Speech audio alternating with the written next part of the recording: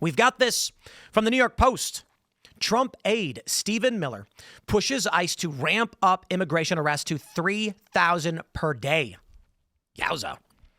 The architect of Trump's immigration policy is pushing ICE to dramatically ramp up arrests, calling for 3,000 illegal immigrants to be picked up per day. White House Deputy Chief of Staff Stephen Miller and Department of Homeland Security Secretary Kristi Noem put out the figure in a meeting with immigration and customs enforcement leaders last week, Axios reported. Trump's goal of achieving the largest deportation operation in history has so far largely been focused on illegal immigrants who have criminal records or deportation orders. But the push for Noem and Miller, to the top immigration hawks in the president's circle, suggests that the Trump administration wants to go even harder. And you know what? It is going harder.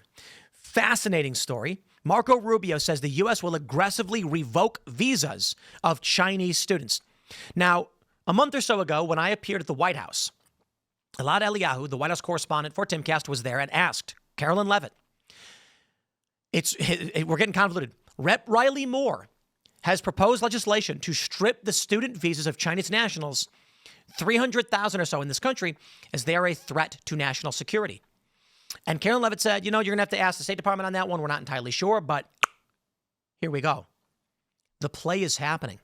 Now, there are concerns that this dramatic move is going to heat up tensions between the U.S. and China. The severing of ties, people fear, can create an opportunity for conflict. There are many people in the neoliberal sphere who believe that the more you give, the less likely you are to have war. That by offering up these student visas, by giving up our labor, China doesn't want to go to war with us because they get stuff from us. Trade. The only problem is the trade imbalance means we are being extracted and eventually will be destroyed. We have around 800 or so U.S. students in China on visas where they have around 300,000. They have been stealing our intellectual property. And some of these individuals are using the visas as a means to come to this country illicitly for nefarious reasons. There have been Chinese nationals arrested carrying viruses at airports. And so the question then becomes, what is the extent of the deportation operations? How far will they go? Will we simply stop at 3,000 per day? And is this largely an issue of Central and South America? I think it goes well beyond. We have questions about asylum, people coming from Africa to the United States, people flying from Eritrea which is Eastern Africa, to Western Africa, to Brazil, and then traveling up to the southern border of the U.S. to come here illegally. We can't tolerate it. Now, the left says we are not going to be able to maintain a labor force if we deport all of these people. I suppose there is a challenge in that we're not having enough babies. So it's a complicated issue. I'm going to be joined in just a moment by Tom Homan. So we're gonna pull him in, who is, I'd say, he's the man as it pertains to this stuff. So let me grab our interview room, and I believe it should be ready to go and incredible. Tom, can you hear me? Yeah, I got you. Thank you for joining me. It's an honor and a privilege to have you. Yeah, I appreciate you having me. It's I think it's our first time, right? Absolutely. Yeah, I did put in a request to the White House. We wanted to talk to you because there's a lot to break down in the immigration stuff.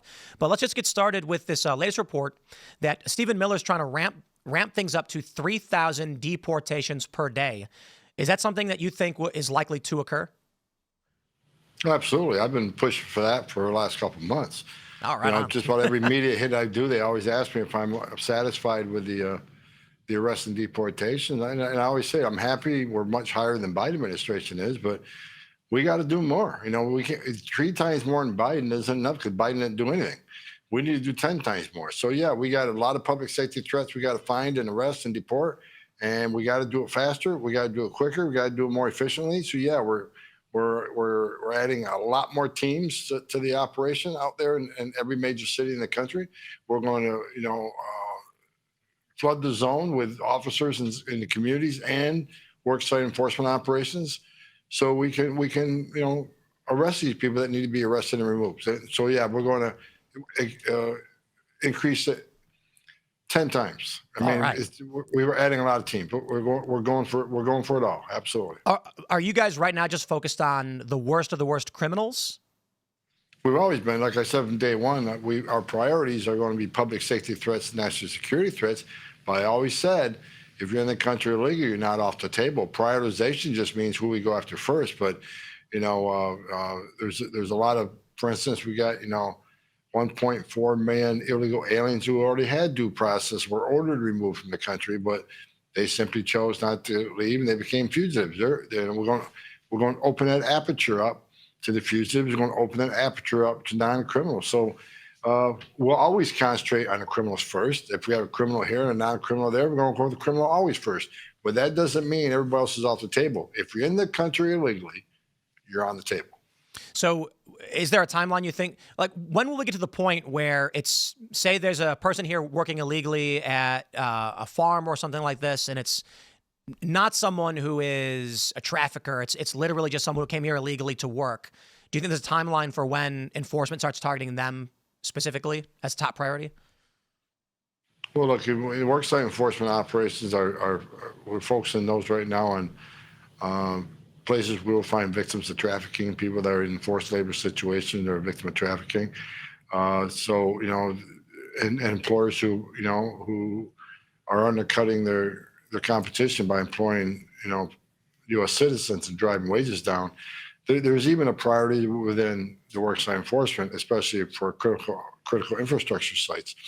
But, as farmers, President Trump's already made it clear he's trying to find a fix for farmers. If we need that type of employment and it can't be filled by Americans, and we can figure out a way for them to come legally. That way they're not paying a criminal cartel. That way they're not swimming across the river and putting their lives at risk.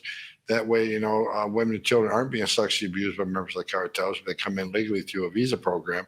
President Trump's already committed to looking at that, and we're taking that into consideration when we talk about, doing any sort of worksite enforcement operation on farms. We also have this report that Marco Rubio wants to pull the student visas from Chinese nationals. But we've also seen many other students have their visas pulled. I think the focus was they were critical of U.S. foreign policy, specifically around Israel. Are we going to see enforcement uptick? Like, do we expect these Chinese nationals who get their visas revoked to self-deport, or do you expect to have to go in and make arrests and forcibly remove them? I think you're going to see some of both. I mean, it's not because they're Chinese nationals, because they either overstayed a visa or they're not playing by the rules of that visa, that whether it's a student visa, a work visa, a tourist visa. And when getting a visa to come to this country is a great privilege, but there's rules. And if you violate those rules, we can cancel that visa. So I think it's going to be a case-by-case basis on the specifics of each case. But again, Chinese nationals shouldn't be off the table. We know for a fact tens of thousands of them entered the country illegally under Joe Biden, have no legal right to be here. We're pro-United States. We got to look at them too. So again, it's a wide net, but we'll work on all nationalities. We saw during the Biden administration people coming from Eritrea, people coming from Africa, flying to Brazil, coming to the United States, and then we were told that these were asylum seekers who bypassed 15, 16 different countries where they were safe just to come to the United States. We saw the Biden administration putting out those narratives. We saw people like AOC putting out those narratives. I'm curious what you think their motivation is in lying about people coming here to exploit our labor, to exploit our goodwill. Why are Democrats seemingly just fabricating these narratives to allow people to illegally enter the country? Well, you're right on one fact. They can claim they're asylum seekers. I guess that's the right term, even though they're making fraudulent asylum claims. They're seeking asylum. But we know based on immigration court data over the last decade that nearly 9 out of 10 people that claim asylum at the border end up with an order removal because they're not escaping fear and persecution from their home government because of race, religion, political affiliation, or participation in a specific social group.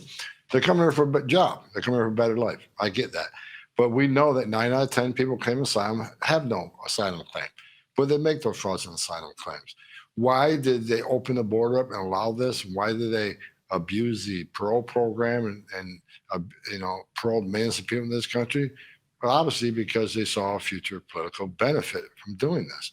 I think many of them thought this population would be future Democratic voters. I think they knew that if they were counted in the next census, most of them will go to sanctuary cities. That means when they do the census, they reproportionate seats in the House. Democratic Party will have a lot more seats in the House, so they have control of the Congress forever. So there's no other reason to unsecure a border. There's no downside on secure border. So obviously, they saw a future political benefit in doing this. And that's why they're pissed off. That's why they're pissed off right now of us, ramping up these arrests, because they're hoping by releasing them rather than detaining them in an ICE facility. You detain them in an ICE facility, you get a hearing 35, 40 days. But if you release them, the hearing go out 5, 7, 9 years if you exhaust your appeals. By then, they're hoping for a Democratic administration that award amnesty and make them all legal. So that's why they're angry right now. We're ruining their long-term plans. They're playing the long-term strategy. They're smart about it, but we're beating them at it because we're going to remove as many as we can. That's what I've been talking about for a while. I feel like that was the play from the get-go. Sanctuary states and cities, you boost your population count illicitly. Census count gives you more congressional seats, more electoral college votes. And then the Republicans, and it's crazy to say Republicans because I think it's actually just the American people, then have to overcome political power granted illicitly through illegal immigration that Democrats promote. If that persists, the whole thing just implodes. Like the system can't maintain that kind of structure. But look, they showed their hand when you couldn't get a single Democrat to vote for the Trust Act. Requiring U.S. citizens to prove you're a U.S. citizen in order to vote. I mean, not one Democratic vote for the SAFE Act. So they show their hand. It's not about fairness. It's not about fair elections. It's about future political power. But do you think that illegal immigrants are voting directly? Yes. In a substantive number? I don't know what the number is. We've uncovered a lot of cases of illegal aliens voting, but I mean, why else would every Democrat vote against having to prove you're a U.S. citizen to vote? What's the downside of that? Seriously, right. It just shows their hand that they don't care about the honesty of the vote. And I certainly don't think an illegal alien is going to vote for President Trump, knowing that we're out looking for him to deport him from the country. So it's ridiculous. It's just ridiculous how far the Democratic Party has gone. Yeah. I can't say that I understand their ethos or what their plans are other than just trying to get power by any means. And so you had that famous moment with AOC where, she was like, legal asylees have not committed crimes. And then you just whip snap the U.S. code, violating the law by entering the country illegally. And I don't know what her goal was in that. I mean, we've seen videos of children drowning in the river. We've heard stories of children collapsing in the desert. For compassion reasons alone, outside of any of the politics, a secure border just means less coyotes, less human trafficking, less rape, less smuggling. But it seems like the only thing that we get from Democrats is this will give us power, so the sacrifice is necessary of these people's lives and well-being. Maybe I'm just being redundant. I mean, they've sold out our national security for future political power. They don't care about dying children. If they do, they want a secure border. They don't care about securing a border because sex trafficking skyrocketed under President Trump and forced labor. AOC's right now out there, collecting money and campaigning on abolishing ICE, who's arrested tens of thousands of public safety threats and national security threats in this country, and specifically her AOR. ICE has done more to protect her constituents than she has. But again, it's not a common sense play, right? It's about future political power, and they're willing to do anything to get it. I mean, there is no other excuse not to want public safety threats removed from your community. That's her number one responsibility as a member of Congress, is representing a constituency, and one of the top priorities should be making my district safer. So why would you not want ICE to go in there and take a child predator out of there, take someone that's sex trafficking women and children, or someone that's selling fentanyl? Just about a month ago, I was in New York City. We indicted 27 members of TDA with the help of the NYPD. We show what collaboration can do. 27 members of a terrorist-designated organization we took off the streets of New York. Wow. She should be applauding that rather than asking for the abolishment of ICE. I think that point exposes that it's largely about political power, because we keep hearing about criminal illegal aliens who are rapists, who are murderers, who are getting released from these jails. We had the story of the Judge Dugan in Wisconsin. You've got a guy in court accused of mercilessly beating, I think it was some woman. He beat her, and the judge helps him escape from deportation. Now, it's one thing to say, I genuinely believe this, undocumented person, they'd say, who is simply working on a farm, they might have some political claim to that they want to protect that person. But the criminals, they throw out all their legitimacy when they actively protect the worst of the worst, helping them escape. And we all saw how that played out, right? I said from day one, if you cross that line, we're going to seek prosecution. Look, man, it's a felony to impede law enforcement in the performance of their duties. And that's exactly what she did. And you know what? And I think you're going to see others face criminal charges in the near future if they continue down this path. You cannot support ICE. I say it all the time, shame on you. You cannot support President Trump and his agenda, whatever, but you can't cross that line. We got a lot of people in politics, and it's unsatisfying. They talk big game. We don't get much from it. You had a clip recently where, AOC, I think, said something like, if you go after Rep. McIver or whatever, she attacked ICE agents and federal officers. She's like, there's going to be consequences. And then you famously came out and said, yeah, I'm still waiting for that. It's satisfying to see, when you come out, actually take these actions. You're not playing games. I am very frustrated with a lot of people in politics who say but don't do. And so I can appreciate that. In that context, I'm curious, was Rep. McIver actually arrested on these charges for when she attacked those federal officers? She's being prosecuted. But no formal arrest, just the indictment, right? Yeah. I mean, she's facing criminal charges. She put hands on an ICE officer. And, they preached for 4 years. The AOC was on top of the preaching. No one's above the law. President Trump isn't above the law, or either are they. And they crossed the line. They criminally trespassed. But, she was charged with putting her hands on an ICE officer. That is unexcusable for any citizen, especially a member of Congress, for God's sakes. Yeah. And look, AOC, I said it from the beginning, she's not going to intimidate me or you arrest anybody and you're in trouble. Well, we did it. So, do whatever you got to do. I love it. President Trump, we keep our promises. And we're going to keep enforcing law despite all the pushback from these people. I'm not running a popularity contest. I really don't care what people think about me. I'm going to do the job that was hard to do, which I think is going to save thousands of lives. It's going to secure the border, give us stronger national security, and removing public safety threats from the community. That should be a nonpartisan issue. So they can hate on me all they want, call me out all they want, write all the hit pieces you want. I'm not going anywhere. I'm doing this job because I think we're saving lives. I think it was DHS published a video showing Rep. McIver closed fist punching one of those officers. And I feel like that's often overlooked in this story. She went on CNN and said nothing happened. There's no video. And then I've showed that video several times. She punches him in the arm. I don't want to, it's not she punched him in the face, but still, you don't punch cops. And she did. And I think anybody who does that should be prosecuted. I think if you're at J6, you hit a cop, you should be prosecuted. But as you mentioned, they claim Trump's not above the law, no one's above the law. Now all of a sudden they found the people they think are above the law. Well, look, we're going, again, I said from day one, and I wasn't bluffing. You cross the line, we're going to seek prosecution. And we got a strong AG in Pam Bondi who believes in, the mission of law enforcement. Look, it's a dangerous job. And what they did that day, it's a facility where there's a lot of bad people inside that facility. So they want to go attack this facility. They've been screaming and yelling about the need for due process, the need for due process. Well, here's a facility where that due process occurs.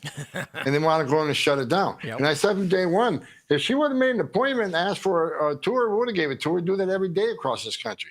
And here's what they found out. And here's what they since found out. That facility has the highest detention standards in the industry. I'll put that facility up against any facility in the state of New Jersey. I'll put up against any county jail. I'll put up against your state prison. I'll put up against any BOP facility. ICE has the highest detention standards in the industry. And a lot of taxpayers will get upset to realize how much money is spent on these detention standards. That's what I was going to... So what did they find out once they got in there? Some of these people got in there. Wow, what a great facility. And so, bottom line is they create a whole bunch of hate and a whole bunch of havoc because it wasn't about the safety and security of aliens. It wasn't about due process. It was about making a political statement. Yep. Like the mayor there who's running for higher office, he got his 10 minutes of fame, right? It's politics over public safety, politics over common sense. And it's just, I'm just tired of it. Well, we're not going to put up with it. You cross the line, you'll be prosecuted. It's fascinating. AOC has that famous photo where she was like crying, fake crying, I'd imagine, outside of that facility all those years ago. There was a Fox published like a walkthrough of this facility. And I got to say, I say this half jokingly, I was furious how nice it was that these people who they violate our goodwill, they illegally enter the country, they exploit us. And then the worst thing we've done as a nation is offer them a ride home. And Democrats are acting like this is the apocalypse. Literally, you broke into my house, you stole from me, and I said, buddy, I'm going to give you a ride back to your house. And we're the bad guys for advocating for giving them a ride home. The facility. No, one of them, not one of them, including AOC, when we had millions of people coming across the border illegally, being illegally released to the United States against federal statute, where was their cry for due process then? Where was their cry for following the legal process then? There was actually no legal process, and millions of people come to this border being released in the country. They're okay with that. But now they're getting deported. Now they're demanding the legal process, and we're giving it to them. Right. But they don't like the fact that 90% of people who claim asylum get order removed, and we're going to remove them. They can call it racist, they can call it hateful, all they want. But when you cause an historic illegal immigration crisis where 10.5 million illegal aliens that we know of, 10.5 million illegal aliens come to the southern border, they demand due process. They demand the right to see a judge. They demand the right to claim asylum. And they were given that. But at the end of that due process, when the immigration judge says, you lose, you got to go home. If we don't follow through with those removal orders, then what the hell are we doing as a nation? Just shut down immigration court because the orders don't mean anything anymore. Right. Take the border patrol off the border because there's no consequences for entering the country illegally. They have to be executed. That's a part of the due process. They demand due process, but at the end of that decision on the due process isn't something they like, then they want to throw it up in the air and forget about it. We're not going to do that. Because the message we send to the whole world, if we don't execute those orders, is it's okay to enter the country legally. It's a crime. Don't worry about it. You can show up in court or not show up in court, get an order removal. Don't worry about it. Become a fugitive. No one's looking for you. If that's the message we send to the whole world, you're never going to fix this problem. We're a nation of laws. We're going to force those laws, and there's consequences when you violate those laws. Let me ask you, let's say somebody crosses the southern border illegally on the spot and is immediately apprehended by CBP or ICE. What is due process for that person? There'll be an interview. If they want to make a claim, they can make a claim. But they're going to wait in Mexico for that claim. I mean, what happened during Trump 45, let me tell you what happened during Trump 45 when we started the Remain in Mexico program. You can make your asylum claim, but you don't wait in Mexico and not be released into the United States. Because we know once you release you, majority of you won't show up in court. Even the ones that show up in court, the 90% of you that get order removal, you go in the wind, you become a fugitive. So we learned very quickly, let's hold them in Mexico till their hearing. And that way, when they lose their hearing, which 9 out of 10 will, we don't look for them. You know what happened within 3 months? They stopped coming. Because they knew they didn't qualify for asylum. Yep. They were using these loopholes to get released into the United States, never to appear in court again. Once they realized they weren't being released in the United States, this population stopped giving their life savings to the criminal cartels to swim across the river and either die making the journey in the desert, the river, or get sexually assaulted by a member of the cartel. All the terrible things that happen to these people. The most vulnerable people in the world stopped giving their life savings to criminal cartels to be smuggled in the United States when they realized they weren't being released in the United States. And the population went down. Remain in Mexico was a game changer. That's one of the first things President Trump did when he came back. It's a game changer. Not only did it push illegal immigration at historic lows, it saves thousands of lives, but no one wants to talk about that. President Trump's a game changer. I mean, his policies are out of the box thinking, the most successful policies. I mean, right now, the border is the most secure border we have ever had in the history of this nation. And the data proves it. So, God bless President Trump. His leadership's been amazing. I think it's been fantastic. How many, I've heard varying numbers, like what is the total estimated number of illegal immigrants in the United States, would you say? More than 20 million. And but that's... I'm sick of hearing the 12 million, hear the 12 million by media all the time. We've been talking about 12 million for 2 decades. We know that 10.5 million that we know of came to the southern border in the last 4 years. And we know there's 2 million gotaways, known gotaways, people that we caught on video, drone traffic or sensor traffic that crossed the border weren't apprehended. And we don't know how many unknown gotaways that crossed the border that weren't captured on video or drone, such as the Big Bend National Park, right? There's very little technology there. Hundreds of people could cross the border there every day. We wouldn't know it. So, there's well over 20 million. This, to put this in context for people to understand, the mass migration under Joe Biden, just those 4 years, is considered to be one of the largest human migrations in the history of the planet, of all of humanity ever. So for me, hearing the issue of the border, I'd imagine for a lot of these liberals, they're watching liberal news sources and being told it's not really happening. Whenever something happens, they're told it's not really happening. And then I take a look at the numbers and find out not only are we dealing with an illegal immigration crisis pertaining to crime, smuggling, you've got Chinese nationals sneaking in. Some are being caught with viruses, with weird biological tools, whatever they're doing, we have no idea. Or I assume the government actually does have some idea. Then you hear that regardless of all of that, this is one of the largest migrations in human history. And the question has to be, how does our nation sustain this? Because this illegal immigration creates constituencies of non-citizens who are allegiant to other countries and not this country, right? So when you say AOC should be worried about our constituents, I completely agree. But what happens in California, in a sanctuary state, when 10% of the population that they're supposed to represent isn't even from this country and is more concerned with sending money back to Central and South American nations? They go broke. They go broke, and the crime rate's going to rise. I'm not saying every illegal alien is a criminal, but many of them are. And every criminal illegal alien that commits a crime is a preventable crime. So, look, that's why the whole focus is on mass deportation. We're not going to accept this. We're not going to accept that Joe Biden let citizens from 181 different countries through his 4 years, 181 countries, their nationals cross the border illegally. That's almost every country in the world. And they came here in violation of the law while millions of people are standing in line, taking their tests, doing their background investigations, paying the fees to be part of the greatest nation on earth. And they're sitting in the back seat. Yeah. Oh, we're not going to put up with it. The reason we're having a mass deportation operation because these people enter illegally.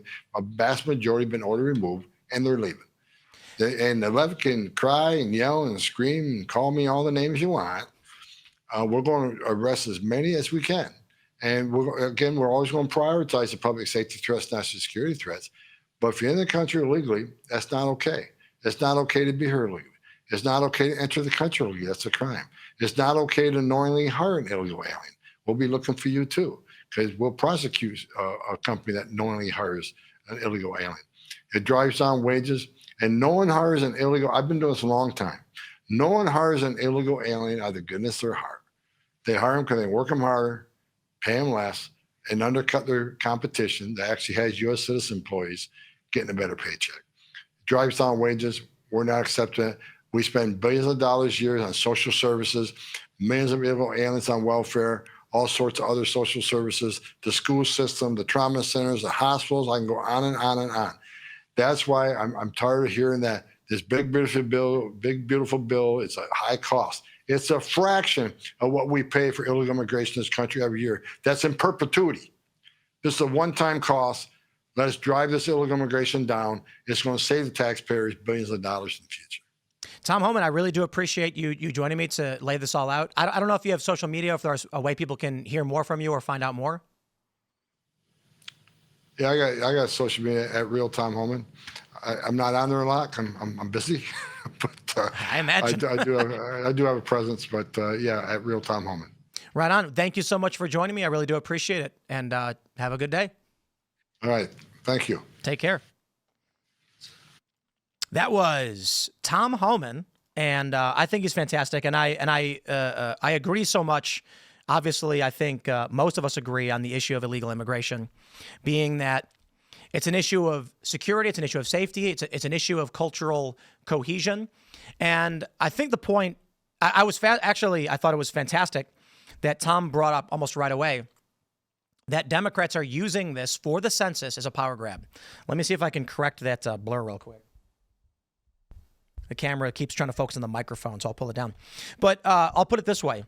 The most important issue, I think, for you guys at home, and I think that gets overlooked by a lot of conservatives, there is this belief, largely, that illegal immigrants come here and vote in the millions. And that may be, I'm not so sure. And even if it is, I think we just, we get the bill to require proof of citizenship to vote, solves a lot of that problem. I think Tom makes a great point when he says, why else would Democrats oppose proof of citizenship to vote? You need an ID to go to the movies. Why don't you need an ID to vote? And more importantly, the play is they will bring in illegal immigrants so that in 2030, when the census is done, they will get more congressional seats. There's a finite amount. I believe we have 435 in the House. Is it and then 100 in the Senate, obviously. Senate's going to stay the same based on states, but congressional seats, it's not going to go up. But where we put those seats is based on population size, not citizenship size. That has been the game. There are some estimates that Democrats have given themselves upwards of 10 or more extra votes in Congress and in the Electoral College through the use of sanctuary cities and states. That's cheating in our elections, and they've been doing it for decades or longer, and we shouldn't tolerate it. So I take a look at this and I say, look, man, legal asylees, like AOC likes to say, they come here seeking a better life. I think Tom agrees. This is the best country on the planet. Of course you want to come here. I get that. Don't come here illegally. Don't violate our laws. And I especially don't appreciate that Democrats utilize even the worst of cartel members, rapists, and gangs to boost their numbers so that when we do the census, they say, hey, look, we have an extra 200,000 people. We need another congressional seat.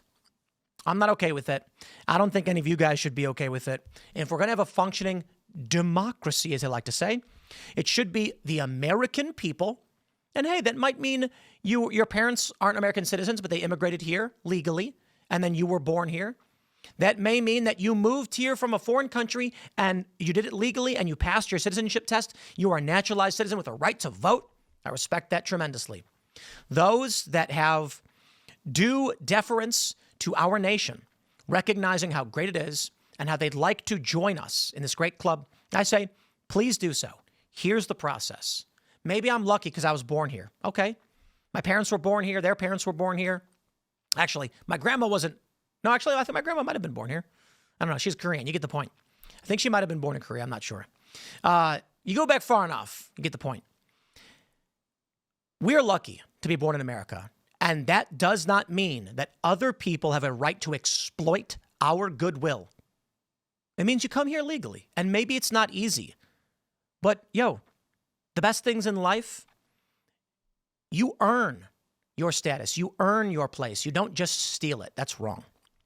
My friends, we are going to give a Rumble raid to our friend Russell Brand, who I believe is going live right now. He's got what does he got going on? Russell Brand, is he currently live? Oh, okay. Yeah, he's about to go live. So we'll get that raid going. I will read. I got someone put in a Rumble rant and I wanted to read it because it'll be a humble brag. Largo Snoot says, Tim, I know it's not a political question, but please don't dismiss my question, no matter how irrelevant it is. Okay. Tim, do you snore? And if so, how loud? Do you talk in your sleep or sleepwalk? I do not talk in my sleep. I do not sleepwalk, and I do not snore. And I have proof. I have my sleep 8. Snoring, 0. 0% snoring. I don't snore. I sleep on my side, which stops you from snoring. So everybody can snore.